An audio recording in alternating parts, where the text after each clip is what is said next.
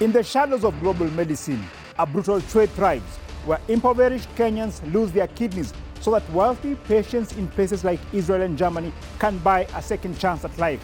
Now, how far will racist Zionists and Europeans go to save their citizens' lives, even if it means exploiting poor Africans?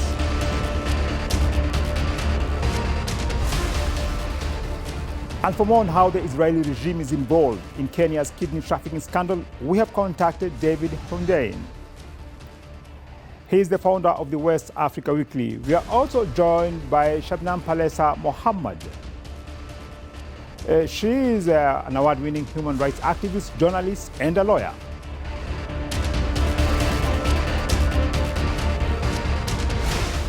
Join us for this week's edition of Africa Today as we delve more into this issue.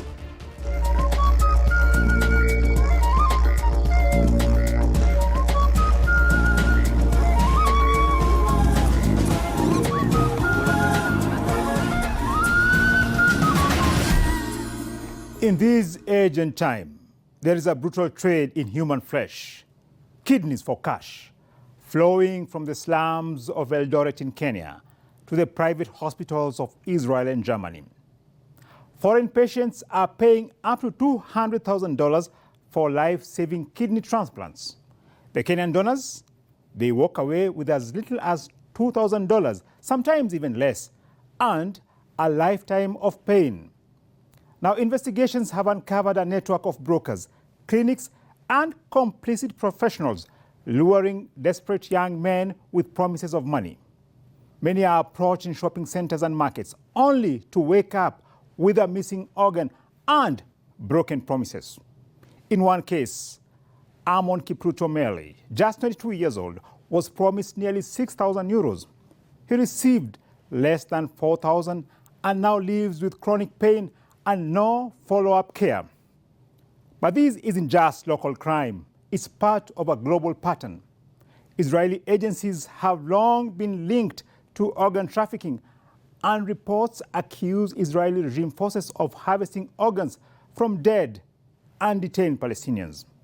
Germany, whose colonial empire committed genocide in Namibia, is once again implicated, this time through wealthy patients using African kidneys obtained for peanuts. Now, this is not just a crime. It's a mirror reflecting global inequality. At its most grotesque, Kenya has suspended operations at the Medihill clinics implicated in this scandal and launched a criminal probe. But will it be enough to stop this new form of colonial extraction?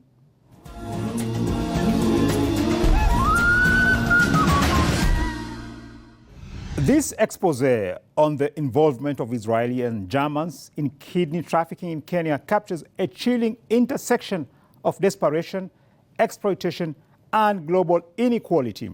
Kenya's Cabinet Secretary for Health, Eden Duale, has termed this illegal trade as immoral and vowed to take action against all those involved. Let's take a listen. Poor Kenyans, because they're very poor. Somebody comes and says, I'll give you 500,000, then he removes his kidney. That is very immoral. That is very sad. We should not have that kind of thing in our country. But after we leave here, we're going to set up a committee of experts, of men and women with high integrity. Those who are behind that, they will face the law. I want to show you. Now, it's quite unfortunate that the vulnerable individuals in Kenya are being exploited to meet the demands of wealthy foreign patients, particularly Israelis and Germans. Now, we start off with Mr. Hundein. Why has Kenya become a prime target for international organ traffickers, and what systematic failures allow this exploitation to thrive? Kenya is also a unique African country in the sense that even though it has this highly developed infrastructure and it has this well built out almost like foreign focused economy, like it's a very foreigner friendly, tourist friendly country. It's easy to come in and do business and interact and buy and sell. But the locals, many of the locals, if not most of the local population, is actually structurally excluded. from this economy. It's a sort of economic apartheid, if that makes sense. So what that does is that it creates a two-tier system where there's a lot of visible wealth in circulation, but it's only in circulation within a very small part of the population, which is mostly dominated by foreigners. And there's a lot of poverty among the bottom 80 or 90%, which makes them ripe for this kind of exploitation. Now, thanks for that. Let's bring in Shabnam Palesa. In your opinion, what factors have positioned Kenya as a focal point for the brutal global organ trade, and what systematic shortcomings continue to fuel such exploitation? Kenya has emerged as a hotspot for international organ trafficking due to a confluence of systemic vulnerabilities, including widespread poverty, inadequate enforcement of medical and human rights laws, and significant gaps in ethical oversight within both public and private healthcare systems. So vulnerable populations, particularly unemployed youth and displaced communities, are exploited by traffickers who offer financial incentives or false promises. Systemically, the exploitation is facilitated by entrenched corruption, the lack of political will, and minimal international pressure or oversight. Oversight bodies often fail to act or turn a blind eye, allowing these illicit networks to flourish. The country's underfunded public health infrastructure and overburdened institutions also exacerbate the situation, making it easier for rogue actors to exploit desperate individuals under the guise of legitimate medical procedures. Germany committed genocide in Namibia and looted African cultural artifacts.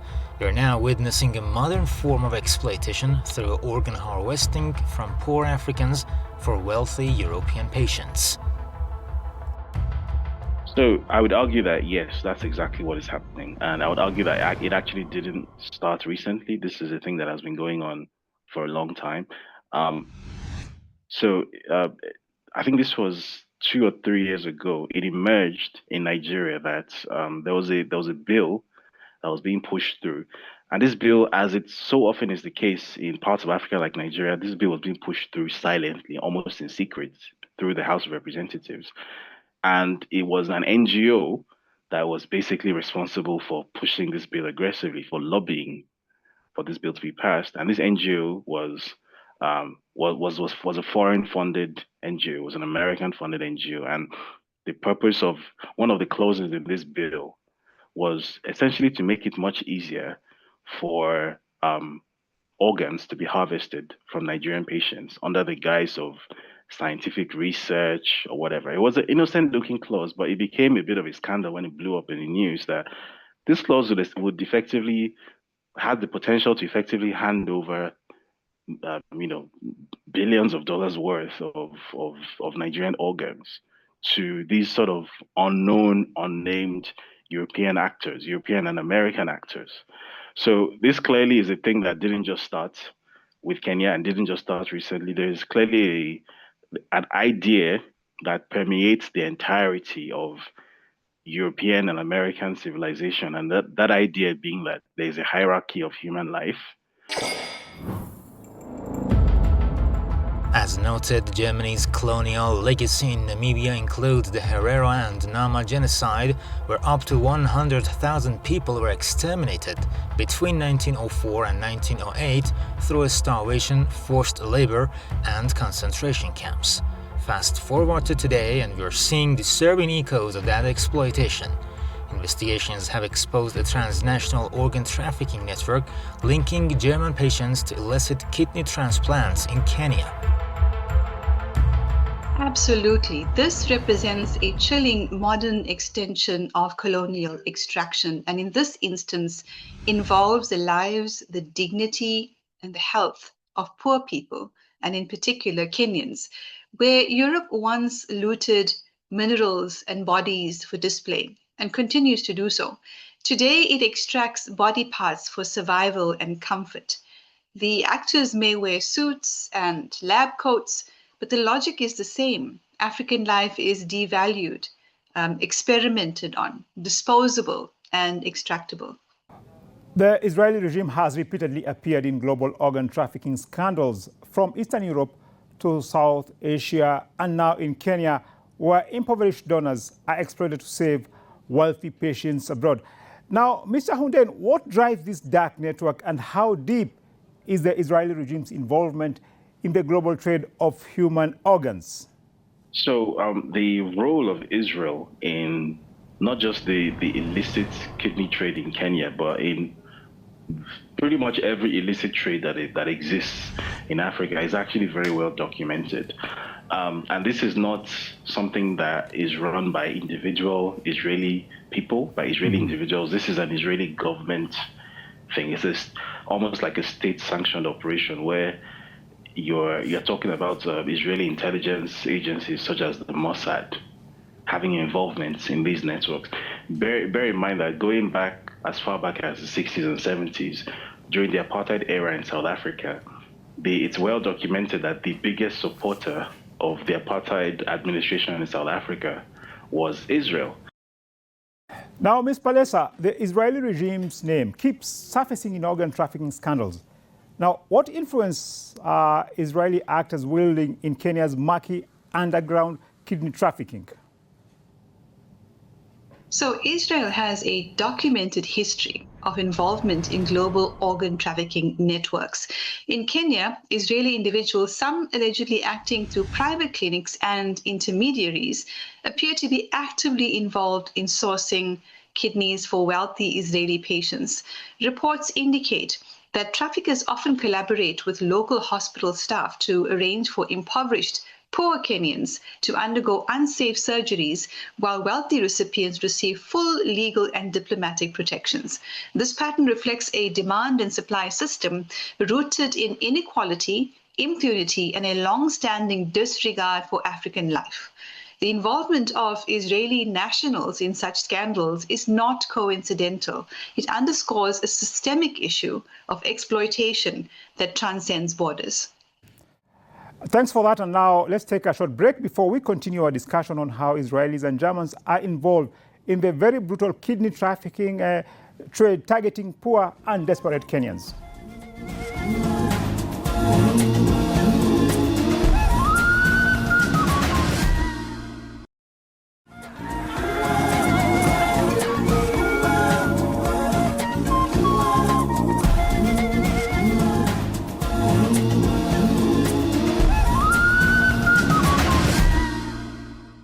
Welcome back, and we continue our discussion on Israelis in Kenya's illegal kidney trade. The recent revelations of kidney trafficking in Kenya, involving foreign nationals from countries like Israel and Germany, have prompted significant governmental and legal responses. While the situation remains under investigation, there's cautious optimism that these efforts could lead to justice and potential compensation for Kenyan victims. The chairman of Kenya's Parliament Committee on Health, Dr. James Nyikal, says Kenya's parliament will probe the illegal kidney trade and also seek to review local laws. Potential transplant tourism, where people come and move seeking where they can do transplant, whether those are legal or not, and also to evaluate the regulatory mechanisms, the laws that we have in place, whether they were adhered to and whether they are adequate. Now, concrete legal, medical, and diplomatic actions need to be taken urgently by Kenya to protect its citizens from this brutal form of exploitation and ensure that no Kenyan life is reduced to a commodity. Now, Ms. Palesa, what are your thoughts on this? So Kenya must act swiftly and firmly. Legally, the country needs tighter regulation and independent oversight over organ transplant procedures, especially involving foreign patients and poor people. All transplant surgeries should be vetted by an ethical board with community representation. In other words, civil society must be represented on this ethical board.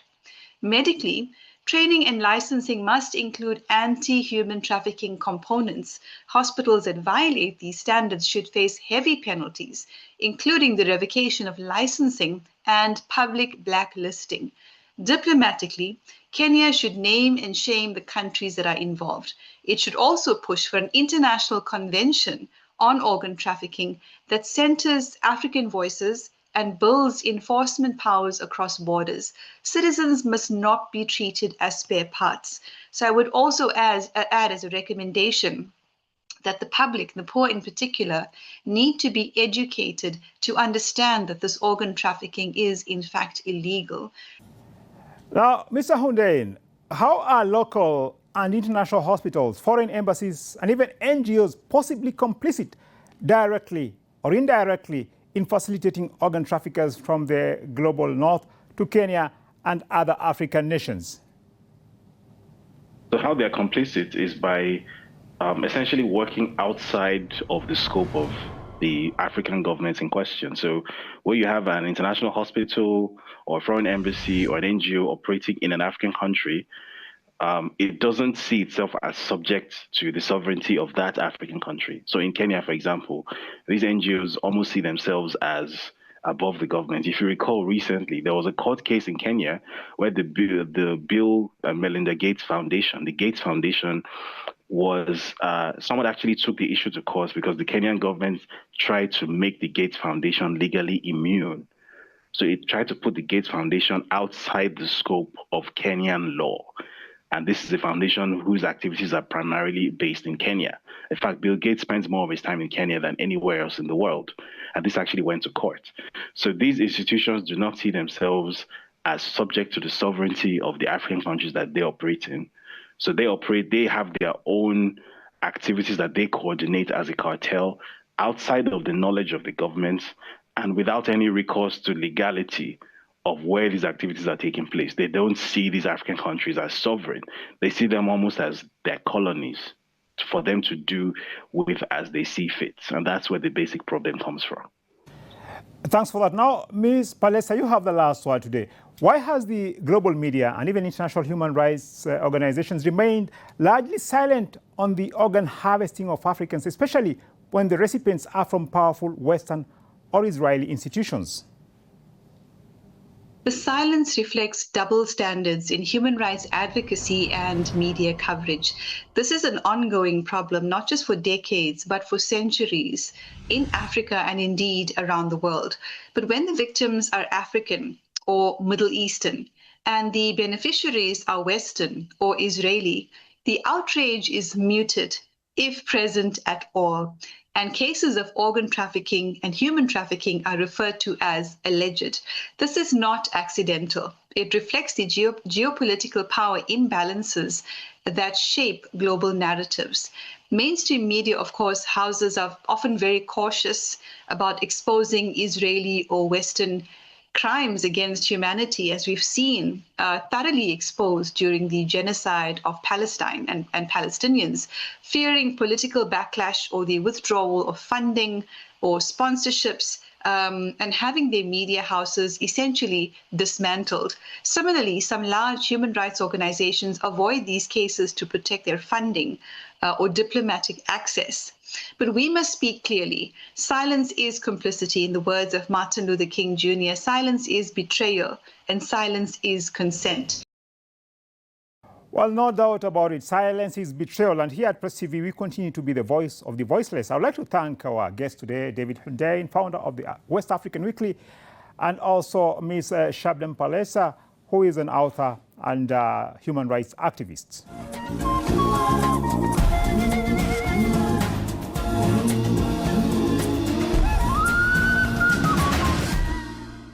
And that brings us to the end of this week's edition of Africa Today. It's always great having you watch the show. You can watch this episode and all our previous shows on our website, presstv.ir.